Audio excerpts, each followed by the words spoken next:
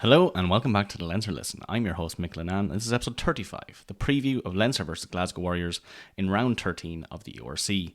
The topics we'll discuss today are the URC Game Predictions, details of our game, the team lineups, score and man of the match prediction, and a discussion point on the Six Nations best players. Alright, so round 13, we're getting very close to that race to 8, so it's coming up here. We're getting well into it right off the back foot of the Six Nations here, so obviously a lot of the squads will be very limited in what they can play out, apart from obviously those SAFA squads who are obviously benefiting from it. But yeah, let's get into it here. So first off, we've Bulls versus Cardiff. That's in Loftus first feld there. You'd imagine the Bulls would probably win that. They wouldn't have anyone really missing at all. Cardiff probably going to have to rest a good few of those players considering they're fielding a lot of the Welsh team. Next up, we have Scarlets versus Zebre, and yeah, look, I think Scarlet's going to win that one. Zebre just really haven't been on form at all this season. Just, you really want them to perform well. But yeah, I'd say an awful lot of them be tired after that Six Nations. Well, they put up some effort. So yeah, going to go with Scarlets there. Next up, we have Ulster versus Connacht, and yeah, we love to see an owl interprovincial coming up right after Six Nations to really stick it home to who can compete after that.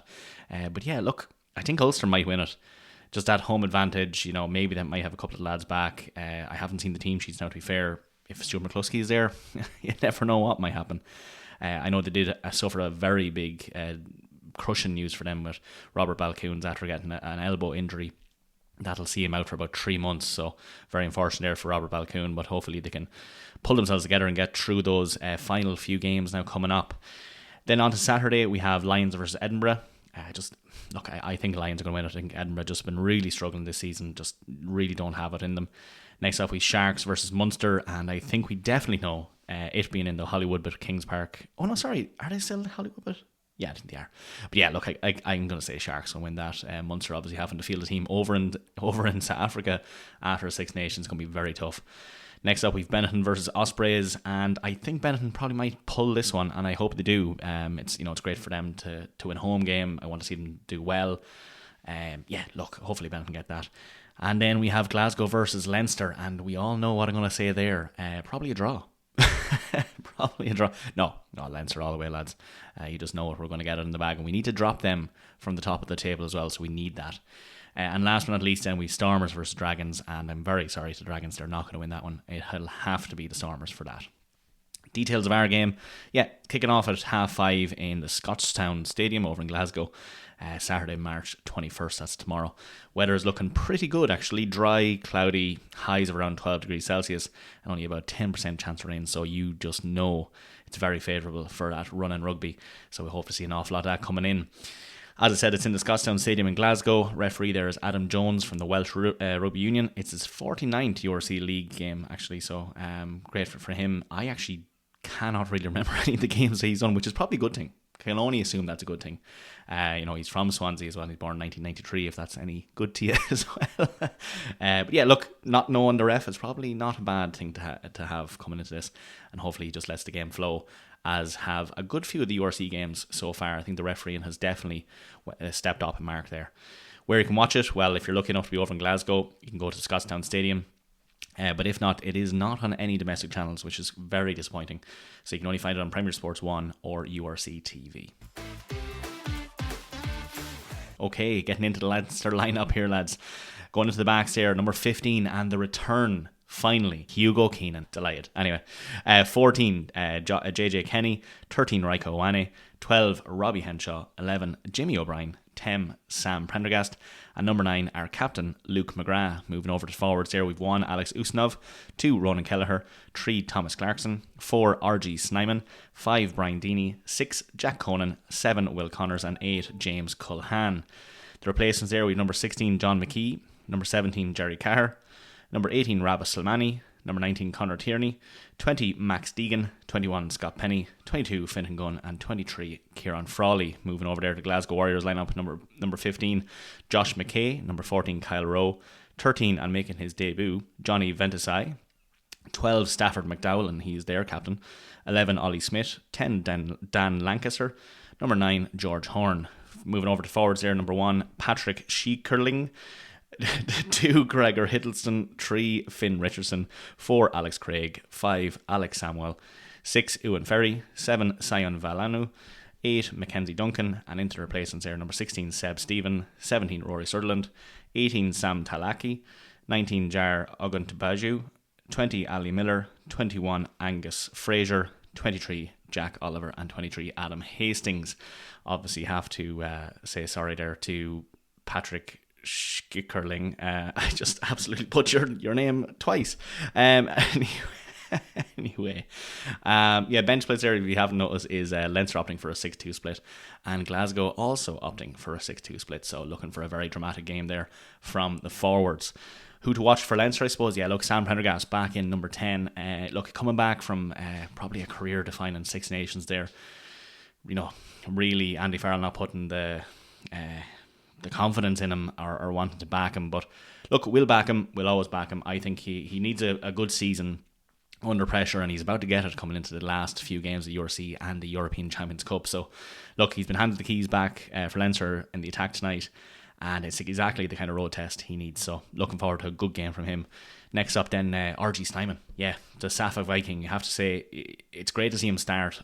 I often say that I like to see him come off the bench because he's just a terrifying entity to come off this kind of, 6'9", 131 kg pack in himself. Coming off the bench is obviously a terrible sight for any team. But look, he's absolutely loving life at Leinster there, and hopefully goes out and absolutely smashes Glasgow. And then last but not least, you have to bring it up. The return of the full back, Hugo Keenan. Look, we've missed him. We missed him the whole Six Nations as well. And I have a feeling he'll be absolutely electric tomorrow. He is going to be out for blood. He's going to want to see every bit of action, and he's going to have the ball non-stop. So I'm very excited, as I'd say we all are, to see him playing again. Moving there for the Glasgow Warriors, George Horn. He is 151 caps, I think, and the all-time Glasgow try scorer. So look, he is fantastic. Serial big game performer there. He's a heartbeat of the Glasgow attack. He's going to be out for McGrath there, 100%. Big battle incoming between them two. Ollie Smith there, 25-year-old. He's amazing. Fair play to him. He's probably one of the most explosive carriers that Glasgow have. He has some pace on him, and he's going to be an absolute threat for us down the wing. So we'll have to keep an eye on him as well. Stafford McDowell as well, the captain there, he's not flashy now, in fairness, but he definitely sets the tone. He is a fantastic player. You'll have to watch how he's definitely going to target Ioane, he's definitely going to target Henshaw, and he's probably going to target Keenan as well. So look out for him. Number 13 there as well. He's gunning for it, so it'll be a great game for him. Previous games there, we last played him in June 2025. If you remember, that was the URC semi-final, and we absolutely annihilated him, 37-19, and that was in the Aviva Stadium. I was at that game, fantastic one. Before that, we won 13-5. I think I remember it was a dead rubber. The Aviva there, it was both teams were heavily rotated, if you remember that. And then it was in April 2025 as well, where we whitewashed them 52-0. And that was in the Champions Cup quarter-final. So, look, my prediction for today, I have to bring in the bookies. The bookies actually have Glasgow Warriors as favourites. Now, they only have them as favourites with a -3 handicap. But, in saying that, they still have them as favourites. I'm not entirely sure why, though, because they have rotated an awful lot more players than we have. And I think we probably have the stronger side. Now, obviously, the home advantage and all that, fair enough. But, a couple of good players coming back, a couple of very good players not coming back. I think we'll probably sneak it. I think we'll probably get it. Now, in saying that, I do also say it might be a draw. So it's probably the only one I'd probably not back Leinster for coming into it entirely, let's say. If it was give a score, I'd say 18-22. And man of the match there, I'm going to say Hugo Keenan. Just because he's coming back, he does know very well he's going to go hell for leather and get that little medal for himself. Okay, folks, so discussion point. Look, I'm just going to go through some of the players that I think. Now, it's going to be one per nation, the Six Nations best players. And look, it was an absolutely electric Six Nations. It was probably one of the most exciting ones with the most drama. You didn't know what was going to happen week on week. So I think it's kind of justified to go through each of the teams and picking out one, the best player, I suppose, from each of them. Now, I suppose for them, you probably will imagine you couldn't pick anyone else, but I'm gonna try justify it a little bit more as well. So that's coming from me too. So starting off there with the champions France. Look, before I even say it, do you want to give a guess? I'll give you a second. look, it's Louis Bielbiarri. He deserves every bit of that, and I think he actually won it. He won the player of the championship, and rightly so. He's after smashing the record he already set for himself with the 8 tries in a single tournament. He smashed that by 1, and he has 9 tries in this tournament alone. And that is a new single edition Six Nations record. So fair play to him there. And no one else has that. He was joint for, I think, 4 players. If you remember, I was talking about that before. And he now is the number 1 for that. That's 18 tries in total across that championship, which is that's crazy. He's France's leading Six Nations try scorer now. And he's only 22. So a huge career ahead of him. It was so good. Like 15 clean breaks, 18 defenders beaten on himself, 311 metres across the whole 5 games. That's amazing. 4 tries in 1 game against England there as well. Look, he deserves every bit of it. You know very well he's going to be one of these players we're going to be talking about for years. And probably so much so that my grandkids will be like, we never stop talking about that French lad who absolutely smashed most of the teams he played against. But look, fair play to him. Moving over there to Ireland, look, there was so many players that we could have said for this, but I'm going to have to give it to Stuart McCluskey. He was just immense. Was he not just absolutely savage, lads? The try save there on Marcus Smith, that run down, pinnacle moment. Oh my God, it was so good. And the tackle on Finn Russell as well led to our 3rd try. A one-handed overhead pass to Balcoon for that try as well. I think Andy Farrell called him the Irish fridge. Rightfully so. That's exactly what it is. And look, the amazing thing is he's 33 years old. That is some achievement, I think he joined for try assists for the whole season as well. So look, fantastic. He's such a good player. I'm delighted that he got a chance to showcase at this Six Nations. Definitely for Ireland, it has to be Stuart McCluskey. For England there, okay, this might be a little controversial. I'm going to go with Finn Smith. I think given that England's campaign was an absolute disaster, he had to come in. He was off the bench 3 times. Obviously, started behind George Ford there as well. But I think when they really relied on him, he actually put it forward and he did a fantastic job. And he's only 23 as well, so that was a huge thing for him to do, to come onto that pitch and really demand control on the kicking scene.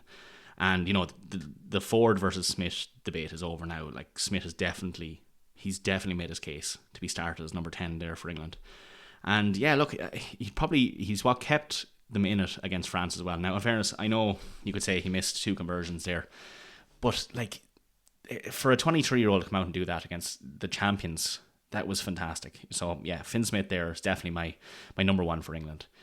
Moving over there to Italy, Thomas Menoncello. He is electric. That man, wow, he was all over the pitch at one point. When they were playing England there, it was probably the showcase of where he done so well. Like, he's 7 turnovers in defence. Like, he's not just an attacking weapon. He scored a try to put Italy ahead against England, a fantastic try. He's 23 years old as well. Actually, so many of them are 23. It's crazy.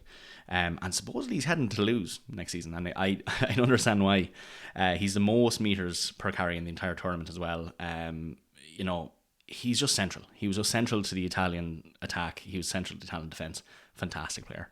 For Wales there, look, I think we're all going to say the same person here. Rhys Carré. Rhys Carré. Absolutely made a show of Robert Balcoon, which I think is actually what's wrong with Robert Balcoon. It's not an elbow injury at all. He's still recovering from that. Absolutely annihilation from Rhys Carré. And look, given that Wales had an absolutely miserable tournament, he has been the shining beacon in the middle of that, and he gave the Welsh fans a fantastic moment to remember from a very, very poor Six Nations.